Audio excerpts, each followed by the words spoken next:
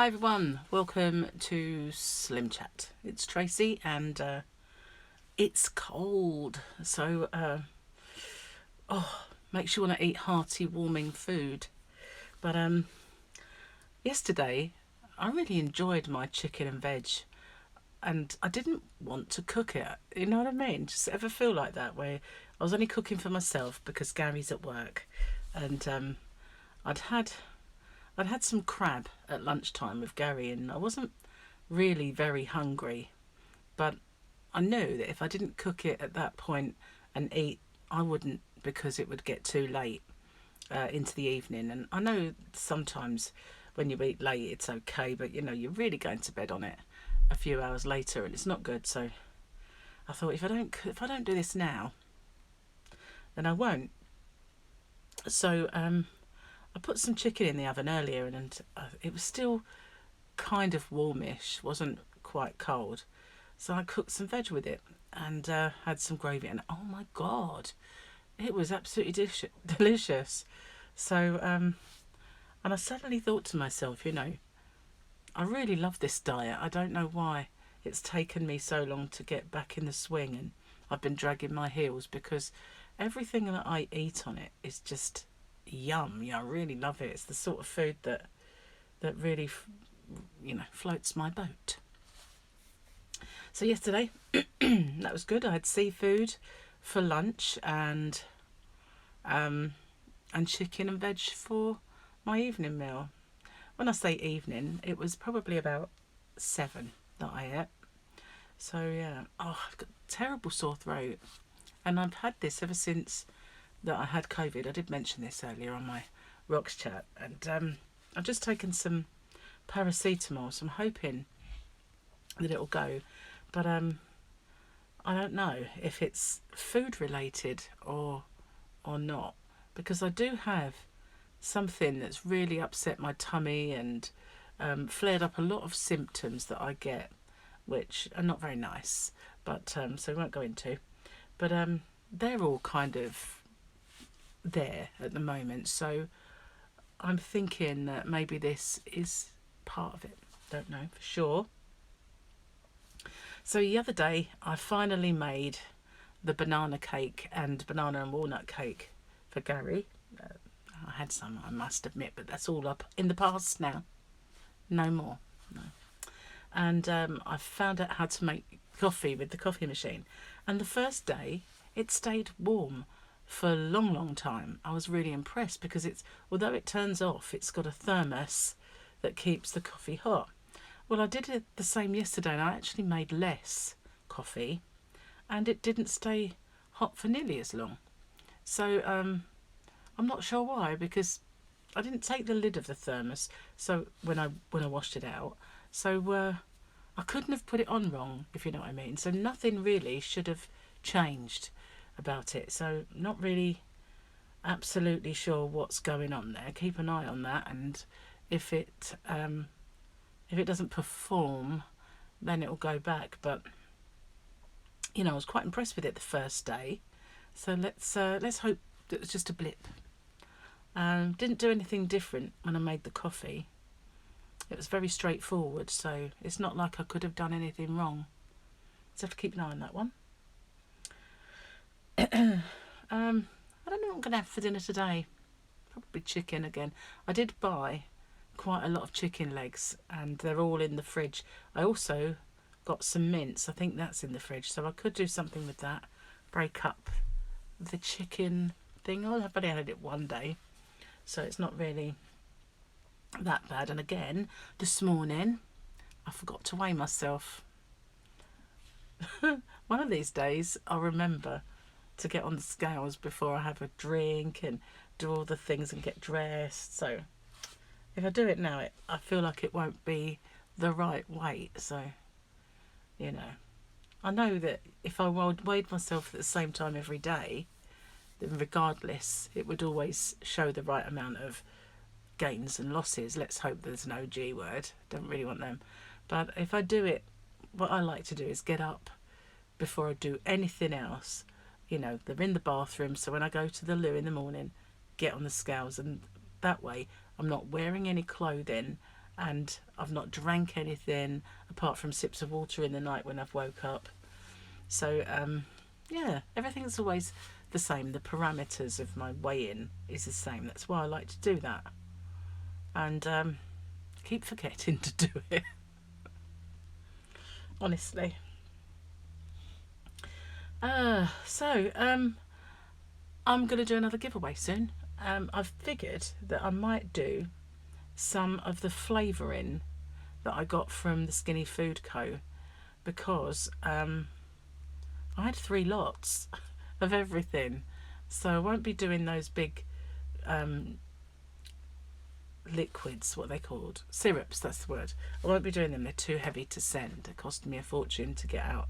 But the other bits and pieces I could, because they're quite small and easy to post. So I might do some of that as I've got so much of it.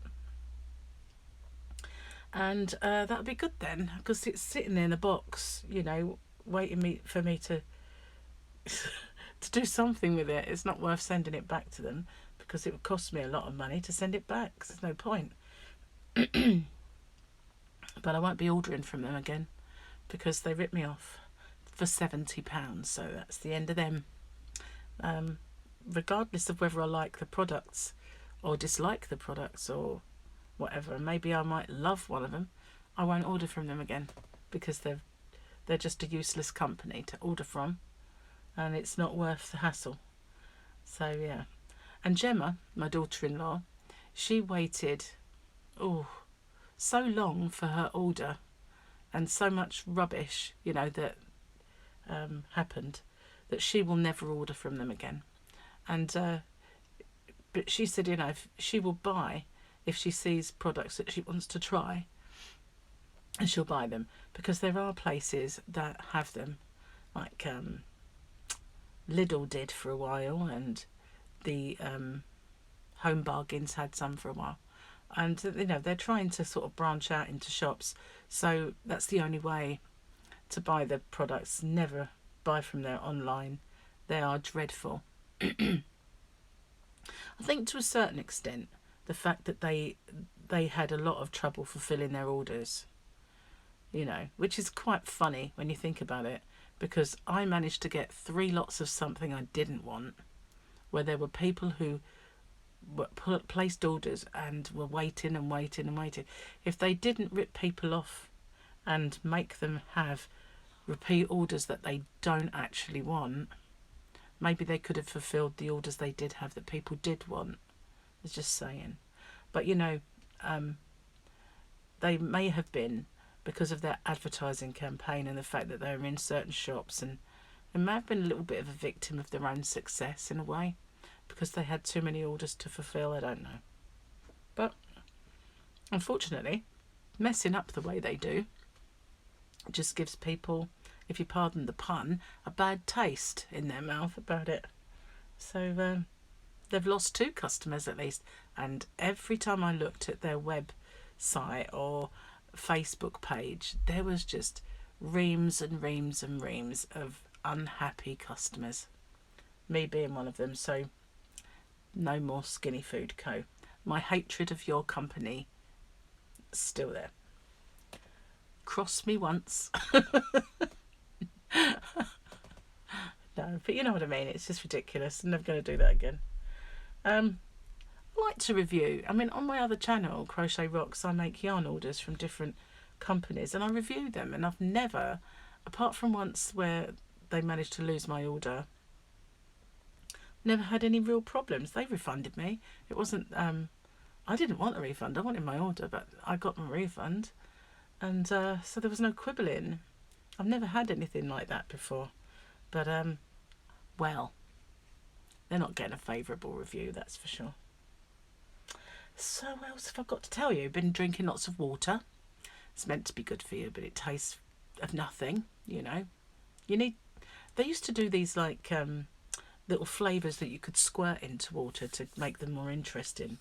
And I don't know why, but I've never seen any of them again. So maybe they were just, you know... I think if you add anything, in a way, it might make it a little bit more palatable, but you're just adding unnecessary chemicals, in some respects carbs. Even if you're not adding sugar, they're still carby. When things are sort of no added sugar or sugar free, they still have carbs. You have to watch that. It's not as straightforward as it seems.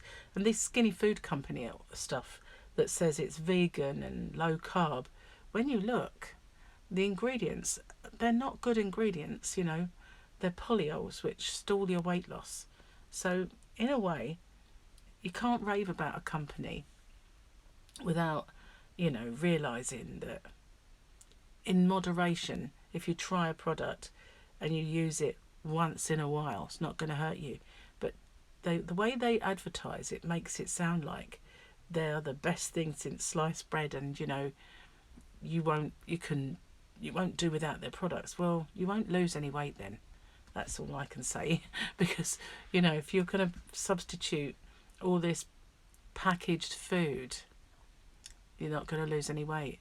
Because this diet, keto diet that I'm doing, Atkins keto, low carb, whatever you want to call it, is not a good diet when you're dealing with packaging. If you're dealing with a fresh item, you know, you can't go far wrong, unless of course it's a carby item like a potato, etc., sweet potato. And you can have things later on in the diet that you can't have in the beginning. But you know, we don't necessarily need all these packaged foods. I guess once in a while, if you want to try something like a coffee creamer or something like that, it's not gonna really hurt you. But to live on convenience foods, we just, this age, you know, we have got too reliant upon convenience foods and TV dinners and things like that. And I watched a documentary once called The Men Who Made Us Fat, and then there was several by a guy called Gary Taubes, and they are on YouTube. So if you've got a spare hour or two, then I would seek them out, because it's an eye-opener.